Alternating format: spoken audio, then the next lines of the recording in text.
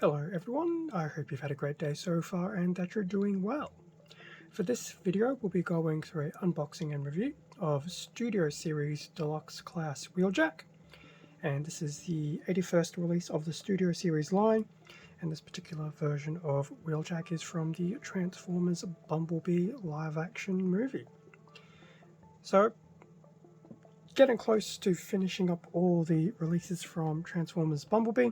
Still a few more to go, but I think from the Autobots perspective I'm getting pretty close. Anyway, you have the front of the box for Wheeljack. Very nice CGI art of Wheeljack, sporting some very familiar colours.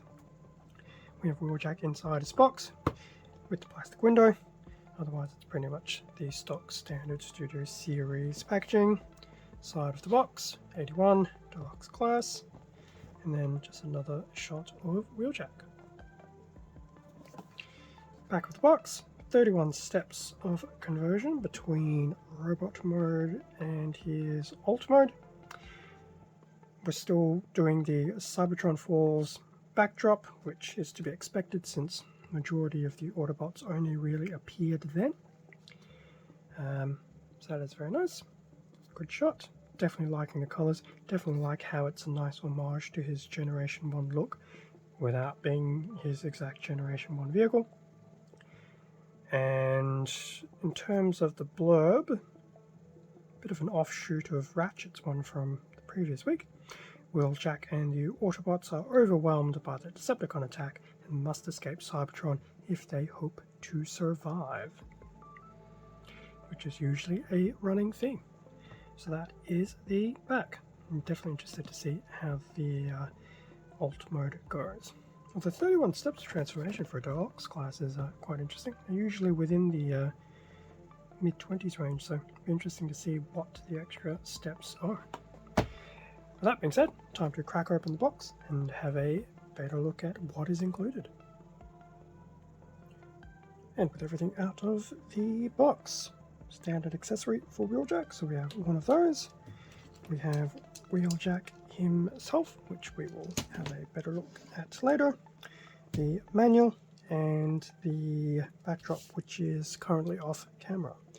So with that being said, having a look at the backdrop ever so quickly, just see if I can loosely get Wheeljack ready to stand in the backdrop. So standard image of the backdrop. Getting very used to seeing that. And in terms of Wheeljack inside, there we go. So not too bad. Similar to Ratchet because of the lighter color scheme. He does stand out a bit more on the darker colored backdrop, which is very nice. And I will try and get some more pictures of Wheeljack and the backdrop, predominantly for Instagram. But I'll also throw some up on the community tab sometime after the video goes live. So that was Wheeljack and his backdrop. Come back to those. In terms of his manual. So Wheeljack will, one, be able to hold his primary weapon, as we would expect. And two, there should be a tab on his back where he can also store his weapon when not in use. And I will admit, I do really like that. I think that's really cool. First 14 steps transformation. Doesn't look too bad. Getting a little bit of a slight flashback to B127 with his top section. Hopefully he doesn't feel like an overglorified shell former, but time will tell. But I'm definitely beginning to see why he's basically 30 steps. He's definitely involved, so it'll be interesting to see how I go doing the transformation for Wheeljack. But it does look like he will have some final tabbing to secure everything in his vehicle mode, so time will tell. And he can sport his weapon on the top of his alt mode. And it actually does look quite nice. It does tuck away quite nicely into his back there. So that was the manual. I will most likely when I'm not throwing Wheeljack around. I'll probably need to use that later on. Primary weapon, just the one color. I'm actually quite surprised at the size of the weapons for a lot of these guys within the collection. Ratchet, Ironhide, Wheeljack have all had surprisingly large primary weapons. Prime is also another one. Bumblebee was probably the one with the smallest, but there you go. Anyway, weapon into hand like so. Weapon into hand like so. So he'll hold that very firmly. So not too bad. And just for sake of discussion, that's a very firm grip as well. Definitely will not be dropping the gun midway through a pose. Can I get it into the other hand? Indeed I can. So that's Wheeljack holding it with his other hand as well. And then lastly, we do know there is this nice little tab port here to go with that corresponding section. Can do it that way. Can do it that way, though it does look a bit weird, so it might be better just to do it that way. So that is the weapon stored on the back, and relatively nicely tucked away. That was the primary accessory. We'll have a look at that again when we do the vehicle mode. Now, Wheeljack, before we get too involved, nice front shot of Wheeljack, shot from the side, from the back, other side, top down, bottom up, and a nice close-up, hopefully, of his head detail and torso. Very nice. Very nice Wheeljack vibes. And before we get too involved, we better stand on your own 2 feet. Indeed you are. So in terms of Wheeljack in his robot mode, so primarily a white and I dare say very dark grey color scheme. We do have some of this green and red to help add some splashes of color throughout his body. It does help break things up. His windows appear to be a bit of a translucent blue. His head, on the other hand, does have some extra paint apps between the way of some metallic blue and metallic silver, and he does have blue eyes, which are noticeable. He has this very little iconic fins, which in this instance of Wheeljack actually are attached to the top of his shoulders as opposed to his back, which is very nice. I think I also unintentionally dislodged some of that. In terms of kibbling, there's no real kibbling on his back, which is very nice, so you can definitely hold him at the back here and won't accidentally dislodge anything. In fact, I think the only thing you might end up dislodging is just his side arms here from his torso because of threading in his weapon and things like that. So overall, colors are very nice. And I do like how the little iconic fins do stick out there as well. Would have been nice to maybe have them actually mounted more on his actual back than his sides, but once again, from a artistic license perspective, that is still very nice that they included them. And to be honest, it's still not too bad just hovering off the back of his shoulders. And because they're small enough, they're actually not in the way of anything. Well, they don't appear to be in the way of anything. Time will tell. So now that we've had a look at Wheeljack, let's see what type of articulation this figure actually has. So head will do a full 360. He can look up, he can look down, so from a dynamic posing perspective, his head will offer a lot of opportunities. Now my version of Wheeljack, the joint is a bit on the stiff side, which I guess is a good thing. So obviously just be careful with how much force you exert. In terms of the arms, and this goes to my point about the little shoulder fins. So since they're small enough that they don't contact anything, the arm can do a full 360 at the joint. The arm can also go to the side like so. Now we'll mention it again because I seem to be doing it with some degree of regularity. Depending how much you move this arm, you might actually dislodge that, but that's okay.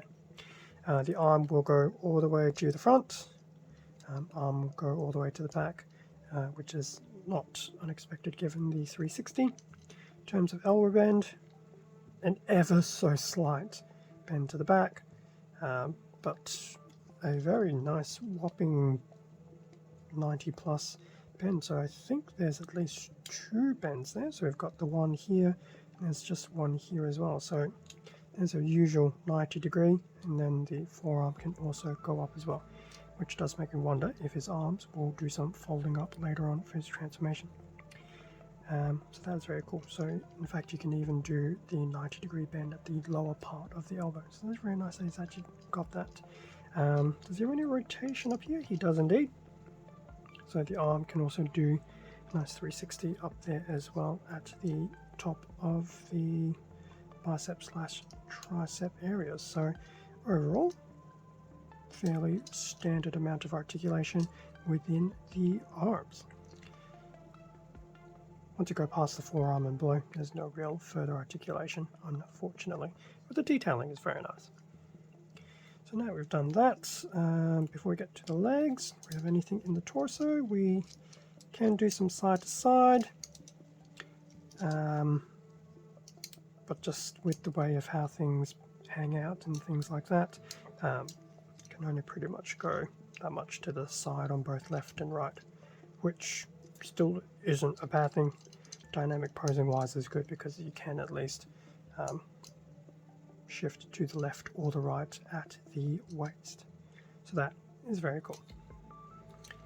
Just do that with the arms. The legs will only go this far out, so he cannot do the splits, but the leg can go all the way to the back, all the way to the front, all the way to the side. So definitely won't be doing any dramatic far kicks to the side, but he can definitely still kick to the front and kick to the back.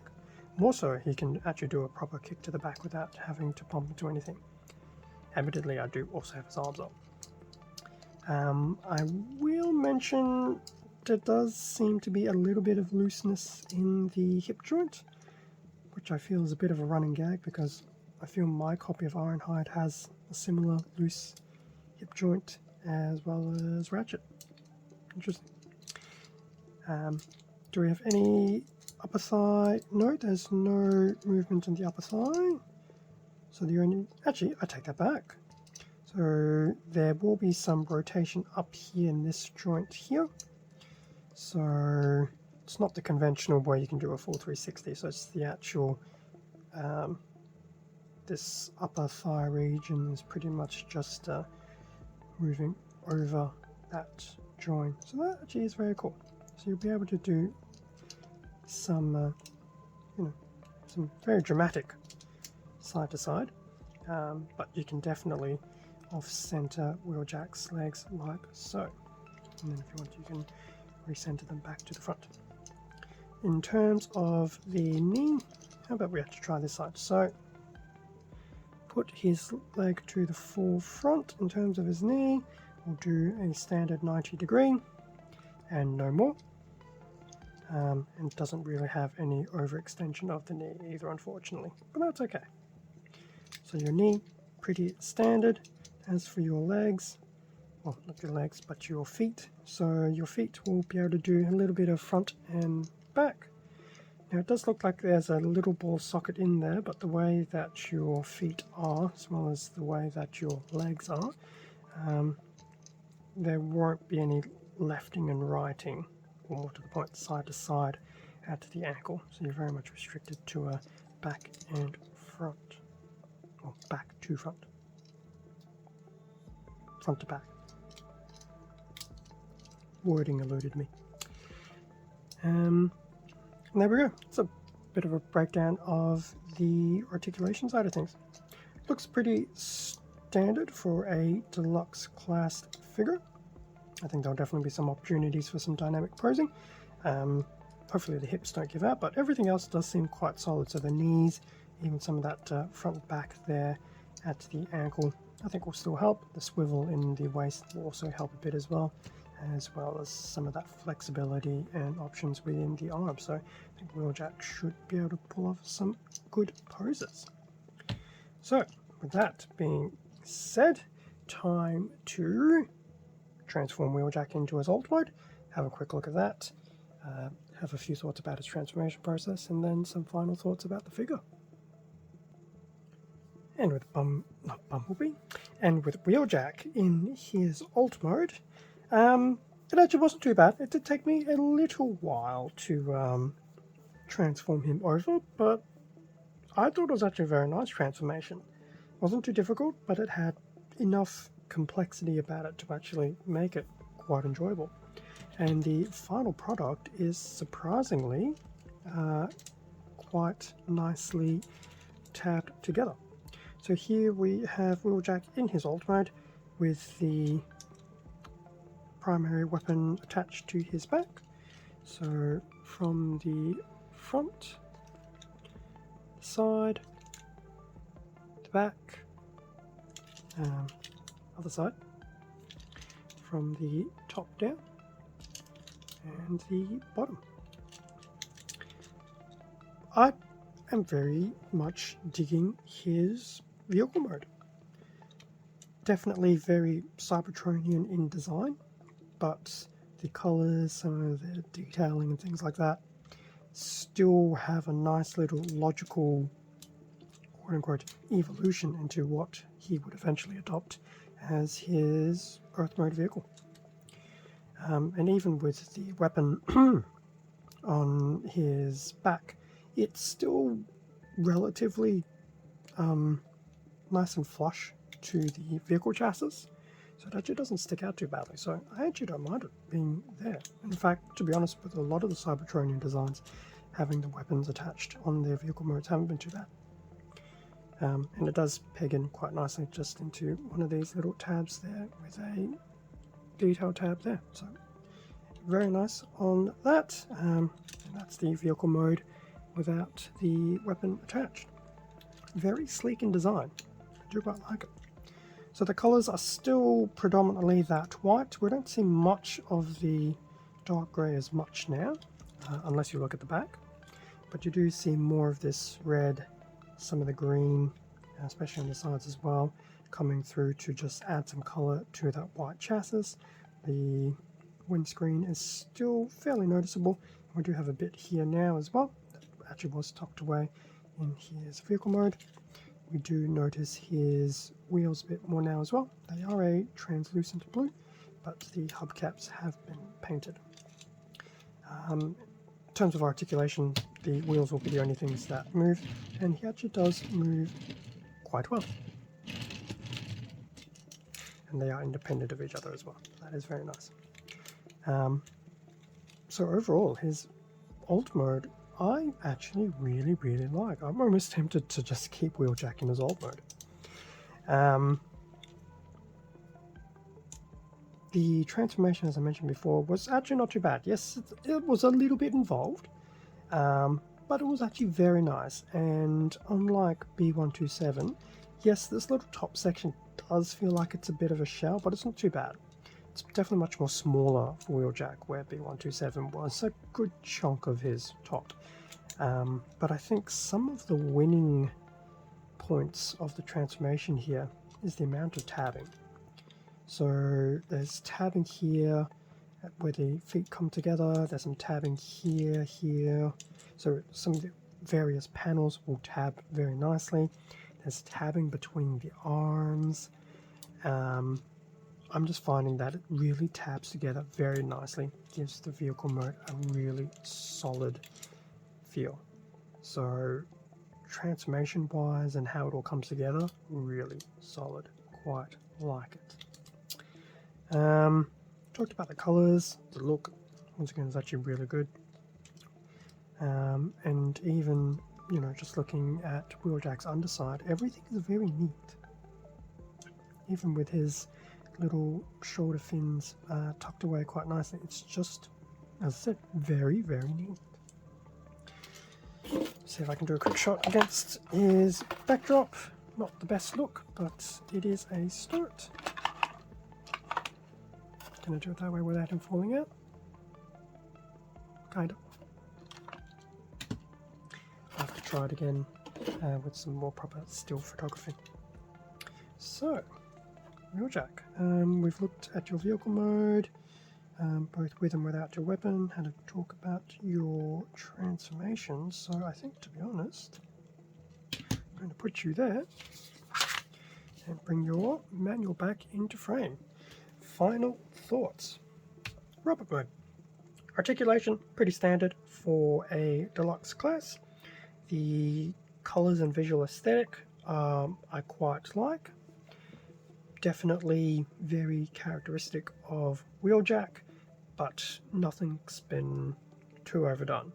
And I guess one of the conveniences of doing this video now, especially for Wheeljack, is the visual aesthetic change between this version from Transformers Bumblebee and the Wheeljack we will get within Rise of the Beasts. A very significant leap. I won't comment too much on it at this point in time until I start doing some unboxings and reviews of the Wheeljack figures from the movie tie-in line. And then at some point I'll probably do a bit of a comparison between the two, but so far I'm definitely liking this particular version of Wheeljack. Yeah, overall I think his robot mode is pretty spot on. The only weakness I thought was the solidness in his hip joints. My one does feel a bit loose. I don't know, once again, like I say with a lot of other things, I'm not sure if it's an issue with the mold and line, or if, once again, I'm just unlucky with hip joints. But it hasn't been too bad, but the dynamic posing and photos later down the track will provide a better idea of how secure or insecure those hip joints are.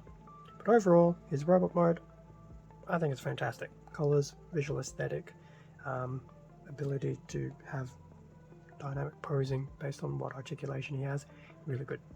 In terms of his vehicle mode, once again, the colors and the visual aesthetic, really, really, really nice. I quite like it, and I do like how it does have elements of his Earth-based mode in there without being a direct copy of it. So you can definitely see some of that visual evolution between his Cybertronian mode and his, what will eventually be his Earth-based mode. Assuming there's some level of G1 continuity being applied. His weapon actually stows away quite nicely on the back of his vehicle, which is very, very cool. And overall, the vehicle's quite sturdy. The tabbing of the panels is really nice as well. So, yeah, I'm actually very hard pressed as to whether do I keep him in his vehicle mode or not, because I really do like the look. Who knows, he could be one of those figures I could get another one of, so I can have one in each mode. The transformation between, for its, I think, what was it, 31 steps? That wasn't too bad for a deluxe class. It didn't feel too overboard. You just basically go through each and every step like so, and it does have a level of intuition over time as well. It doesn't feel as clunky as certain transformations. I do go back to B127, who I thought was pretty clunky on the transformation, and Ironhide / Ratchet, they're not too bad. The legs were a bit confusing, but even with Wheeljack, with his legs, it wasn't too bad at all. It was definitely a lot more intuitive and easier to follow. So transformation, I think, is a nice combination of a bit of complexity without being too complex, with a good sprinkling of intuition. So very solid transformation overall. Wheeljack as an overall figure, I feel like I would have to say I would highly recommend him as a figure. He's ticking a lot of boxes, and his weaknesses definitely are well and truly fairly minor, and all the overall positives of the figure do balance everything out, plus some. And I did actually say he might even be a figure that I wouldn't mind having two of, so I can have one in robot mode, one in his alt mode. The alt mode is really doing it for me. I don't know why, I just like the look, but admittedly I've always been a big fan of more of the sleeker, curved sedan look. And yes, it's... if I could have a car like that, I actually wouldn't mind. Very expensive, but there you go. So as a figure of Wheeljack, be perfect, I think. Well, no, take that back. Not necessarily perfect, but a very solid addition to the collection. As a Autobot, once again, still a solid addition to the collection. Continues to round up any of the Transformers Bumblebee line really, really well. So overall, I think, unless you're a fanatical Decepticon collector, he will be perfect for the collection. And I do feel he is still available for retail, even though he's been out for a year, without having to pay any stupid prices. I think I have still seen him at domestic retail, at least where I am. Mileage will vary depending where you are in the world. So that will bring us to an end of the unboxing and review video of Studio Series Deluxe Class Wheeljack. I've quite enjoyed this video. The transformation and everything has been really, really good, so I actually do look forward to being able to do the parallel pictures and shorts for Wheeljack that will come out at the same time that this unboxing and review video does. Thanks for watching this video. Feel free to leave a like, comment, subscribe if you enjoyed the content. All of this does help support the channel, and I do greatly appreciate it. Extra content can also be found on my Instagram account. Link is in the description. And as I try to now, I'll have some additional content on the YouTube side in the way of shorts and some things on the community tab. But yes, there'll still be stuff over at Instagram as well. Next week, still going through, in terms of Friday, the Autobot side of the movieverse. So I believe I still have from the Autobot side, unboxing wise, Brawn and the off-road Jeep version of Bumblebee. I'll probably do a review video for Optimus because he's already been opened. But I haven't really dabbled too much with him, so it'll be nice to do that. And then I need to try and go through the remaining Decepticons. So I do have Starscream. I think Thrust is still in Japan, and I need to find Shatter and Dropkick. Fairly confident I haven't opened any of them, but I do need to try and find out where they are. So that'll be the remaining few weeks, and I'm trying to do some parallel Rise of the Beast content as well, so that will not replace this content on Friday. It will be sprinkled throughout the week amongst everything else. So keep an eye out for that, especially now that the movie timeline has come out. With all that being said, stay safe and take care, and I will catch you hopefully in next Friday's video. Maybe another Transformer video, or maybe just another video in general on the channel.